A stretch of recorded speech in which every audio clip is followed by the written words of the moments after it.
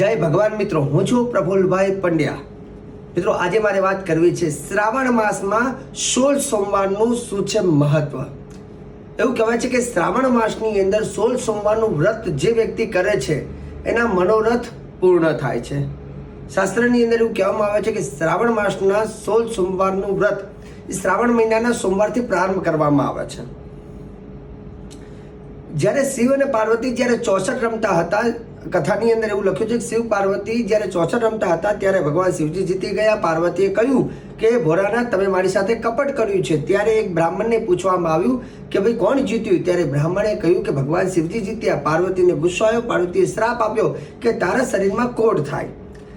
અને ત્યાર પછી એ બ્રાહ્મણ ભગવાનને કહે, ભગવાન મારો શું દોષ છે? એટલે ભગવાન કહે છે કોઈ ચિંતા ના કરો, તમે 16 સોમવારનું વ્રત કરો. અને એવું કહેવાય છે કે 16 સોમવારનું વ્રત જ્યારે બ્રાહ્મણે કર્યું ત્યારે એના શરીરમાં જે કોઢ થયા હતા એ મુક્ત થયા, મતલબ એ દુઃખમાંથી મુક્તિ મળી. પાર્વતી જ્યારે જુએ છે કે મેં શ્રાપ આપ્યો છે છતાં એના કોઢ દૂર થયા, પાર્વતીએ પ્રશ્ન કર્યો કે ભાઈ આવું કેમ? ત્યારે બ્રાહ્મણ કહે છે કે ભોલેનાથના શ્રાવણ મહિનાની અંદર સોમવારથી મેં 16 સોમવારનું વ્રત ચાલુ કર્યું હતું, એનાથી મારા કોઢમાંથી મને મુક્તિ મળી. પાર્વતી વિચાર કર્યો કે જો આ વ્રત કરવાથી મનોરથ પૂર્ણ થતા હોય તો કાર્તિક સ્વામી પણ ઘણા સમયથી એ રિસાઈને ગયા છે. પાર્વતી મૈયાએ આ વ્રત કર્યું અને વ્રતના પ્રભાવથી કાર્તિક સ્વામી પાછા આવ્યા. કાર્તિક સ્વામીએ જ્યારે વ્રતનો મહિમા જાણ્યો ત્યારે કાર્તિક સ્વામીના એક પરમ મિત્ર વામનની પ્રાપ્તિ માટે કાર્તિક સ્વામીએ વ્રત કર્યું, જેથી વામન એમને પ્રાપ્ત થયો.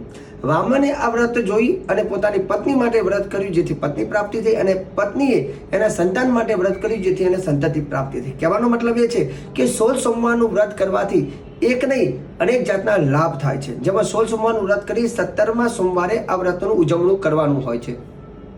એવું કહેવાય છે કે 7 શેરવાળો દોરો, એવું કહેવાય છે કે વ્રત કરીએ છીએ ત્યારે પુરુષોએ જમણા હાથે બાંધવો અને સ્ત્રીઓએ ડાબા હાથે બાંધવો. 16 સોમવારનું વ્રત કરીએ છીએ ત્યારે સ્નાન કરી પવિત્ર થઈ ભગવાન શિવજીની આરાધના કરવાની, શિવજીની પૂજા કરવાની, સફેદ રંગની વસ્તુઓ શિવજીને અર્પણ કરવાની, એક ટાણું કરવાનું અને 16 સોમવારની વ્રતની વાર્તા સાંભળવાની.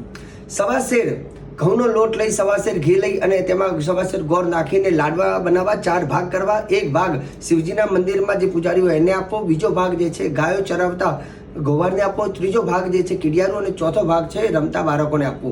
અને આ 16 સોમવારનું વ્રત પૂર્ણ થાય એટલે વિદ્વાન બ્રાહ્મણ જોડે ધાર્મિક વિધિ વિધાન પૂજાપાઠ કરીને આ વ્રતનો સંકલ્પ પૂર્ણ કરવામાં આવે છે. માસિક ધર્મમાં કદાચ કોઈ જેને વ્રત ચાલુ કર્યું અને માસિક ધર્મ આવે તો તે દરમિયાન એવું કહેવાય છે કે વ્રત અધૂરું ના રહેવું પડે, ખંડિત ના થવું પડે, મતલબ ઉપવાસ કરીને ભગવાનનું મનમાં સ્મરણ કરીને પણ આ વ્રત કરી શકાય છે. જય ભગવાન.